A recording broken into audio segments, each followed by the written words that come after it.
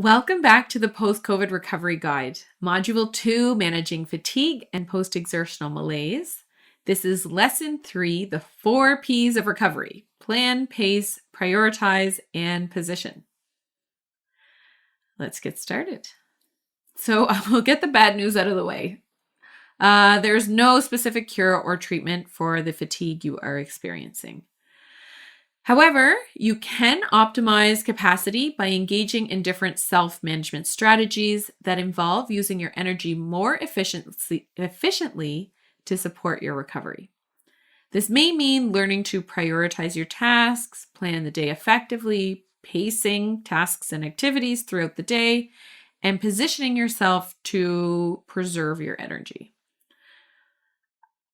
So here are a few energy-preserving approaches that you may consider adopting to lessen the impacts of fatigue in your everyday life. So plan. It is important to plan your day and think about how you will be spending your limited energy on the tasks or events that you need or want to do. Planning is about understanding and managing your energy level so that your day feels productive, but also supportive towards your body's recovery. So here are some tips. Make some extra time in the day after engaging in an activity that is mentally or physically demanding. So after a medical appointment or conversation with others or after showering. So plan that extra time in the day to relax after. Plan your day to ensure more demanding tasks are carried out during a time when you normally feel more energetic. I personally feel more energetic in the afternoon, and that is when I plan my most complicated or most challenging tasks. If you have more energy in the morning than the afternoon, you may want to arrange a work call or your appointments earlier in the day if possible. If you feel less tired in the evening, you may want to walk your dog or do some cleaning at that point in the day. When cooking, double your recipes. So plan to double your recipes so you can freeze food for another time, such as next week or in another event. Planning to food prep in 5 to 10 minute intervals to avoid fatiguing yourself. Attending social events for a fraction of the time. I find setting an alarm or having a friend or partner remind you and hold you accountable to that timeline can be quite helpful. Or have a phone conversation instead of an in-person visit. Get rides and drives to appointments so you don't have to drive. So plan ahead, whether that is a friend, a family member, or an Uber. So plan ahead and shop online, but plan ahead enough time to allow for delivery instead of shopping in store. And plan comfortable outfits the day before an event to avoid losing energy to stress, trying on multiple outfits, or just the mental effort of thinking. So pace. Pacing is another technique that can be very effective at managing fatigue. Pacing is about performing tasks at a more steady and consistent rate to prevent exhaustion or overusing energy. This may mean slowing down or operating at a level less than your maximum capacity. Now, this does take time. It's like a muscle. It does take time to build up and grow. So this allows one to have more energy left to do other tasks or even to carry out a particular task that is for a longer period of time without wearing out. Think about long distance runners who maintain a steady pace to keep their stamina. It's the same thing.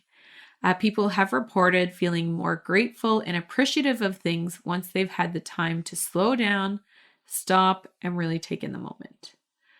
Additionally, it's important to note that pacing is not just activity related, but a broad term used to refer to a self-management strategy aimed at finding a balance between rest and activity. This allows you to have adequate energy towards more important activities. In other words, pacing means taking intermittent rest periods between different activities throughout the day which may be something very different than what you're used to in the past prior to post-COVID. That is certainly the case for me. Pacing applies to mental tasks as well, equally. Instead of working on an assignment on the computer for a few hours, consider setting a timer, pausing, stepping away to rest every half hour or every hour, depending on your energy level. It's best to consider planning your day by mixing physical and mental tasks to save as much energy as possible. And again, one at a time. So a few tips to consider when pacing activities. First one is to break an activity into smaller parts. So if you're cleaning, instead of cleaning the whole house in one single action, which you may be used to doing, you may want to consider cleaning the washrooms, taking a break, or even smaller than that, cleaning the mirrors and taking a break. If you're cooking, you may want to make a salad, rest, and then resume with cooking the rest of your main course. Second tip, know your stopping point. Instead of doing things all in one go and wiping out all of your energy, know when to stop, rest, and replenish your energy.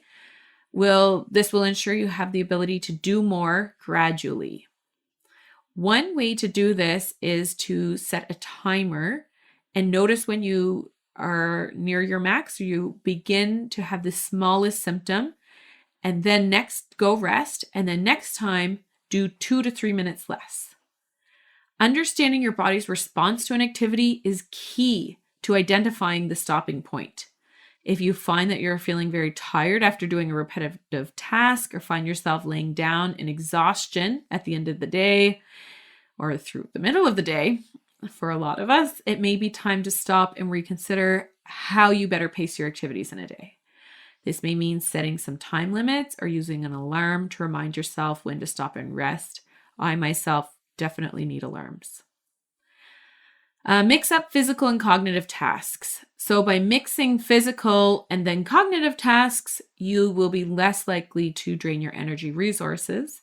And again, a reminder not to do both at the same time, because that can be doubly exhausting while it may seem efficient. The third P, prioritize. Since your energy level is not the same as before having post-COVID, you may need to consider the ways in which you will conserve that energy and use it towards more meaningful tasks or events.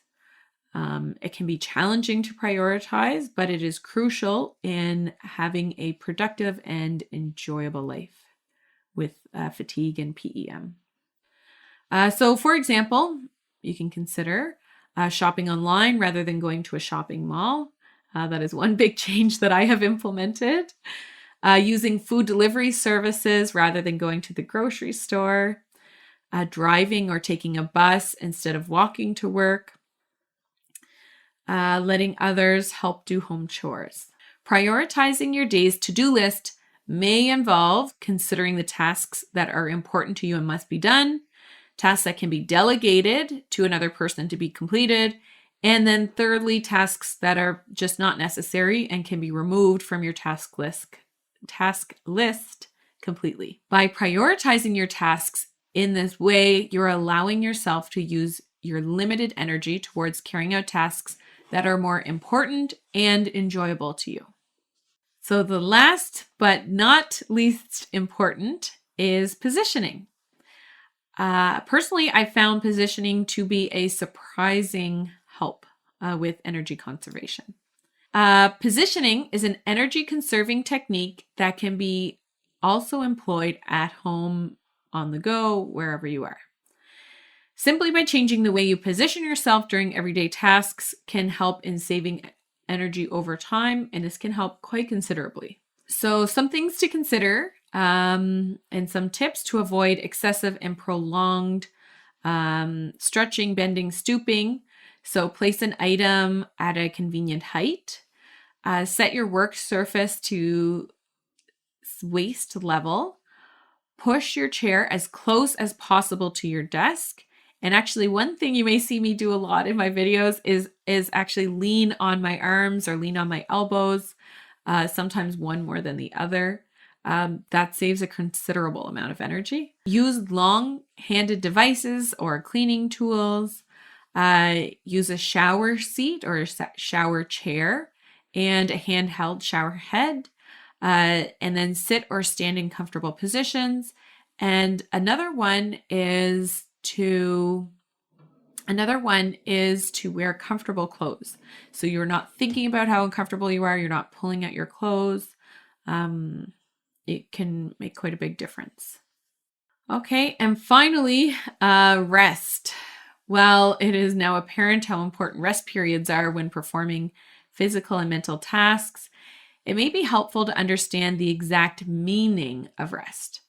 Rest is about stopping or limiting movement or activity in order to regain energy and strength. Resting can be interpreted in different ways for different people.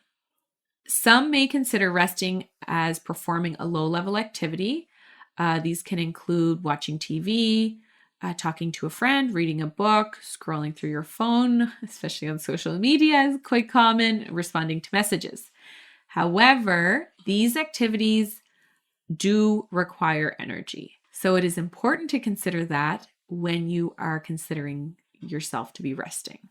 Low-level activities may be actually impossible for those with severe post-COVID fatigue, and it just doesn't allow us to rest and restore your energy battery. How can you rest? So depending on your fatigue level, resting can take slightly different forms.